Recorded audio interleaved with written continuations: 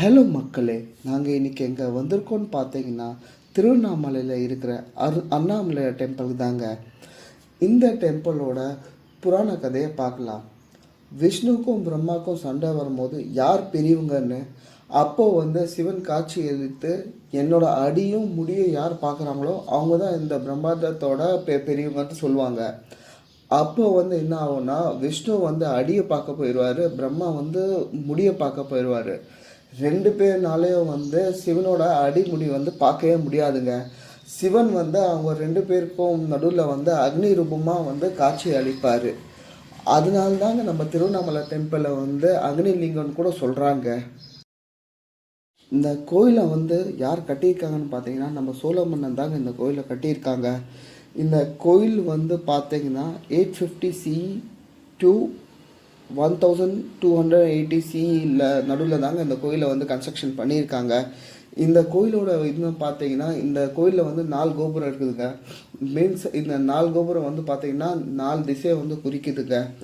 அப்புறம் இந்த கோயிலோட ஒரு சிறப்பு என்னன்னா, இந்த ராஜகோபுரத்தை பார்த்தீங்கன்னா நம்மளோட கிருஷ்ணதேவராய தாங்க இந்த ராஜகோபுரத்தை கட்டியிருக்காரு. அப்புறம் இந்த கோயிலோட நீங்கள் ராஜகோபுரத்துலேருந்து நீங்கள் லெஃப்டில் போனீங்கன்னா இங்கே காலையில் 8 மணிலேருந்து நைட்டு 7 மணி வரைக்கும் இங்கே அன்னதானம் கூட இருக்குதுங்க. இந்த அன்னதானத்தில் அவங்க என்ன கொடுக்குறாங்கன்னு பார்த்தீங்கன்னா, உங்களுக்கு சாதம், சாம்பார், ரசம், மோர், ஒரு உலக பொரியல், அப்புறம் ஊறுகாய் தராங்க. இந்த ஃபுட்டு பார்த்தீங்கன்னா இந்த 3 டைம்ஸும் இந்த ஃபுட்டு தாங்க அவங்க மெனுவில் வச்சுருக்காங்க. இந்த கோயிலில் பார்த்தீங்கன்னா இங்கே 1000 மண்டபம் கூட இருக்குதுங்க. அது இல்லாமல் பார்த்தீங்கன்னா இந்த கோயில் எப்போ விசேஷமாக இருக்கும்னு பார்த்தீங்கன்னா உங்களுக்கு இந்த கார்த்திகை தீபத்தில் ரொம்ப விசேஷமாக இருக்குங்க.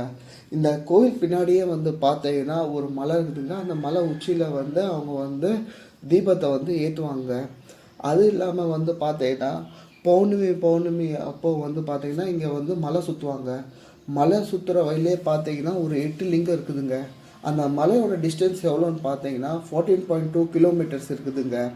அந்த ஃப்யூச்சரில் இந்த கோயில் பார்த்தீங்கன்னா திருப்பதி மாதிரி ஆயிரும்னு சொல்கிறாங்க. நீங்களும் இந்த ஸ்தலத்துக்கு வாங்க, சிவனை தரிசனம் பண்ணுங்கள். அது வரைக்கும் அடுத்த விலாகில் பார்க்கலாம்.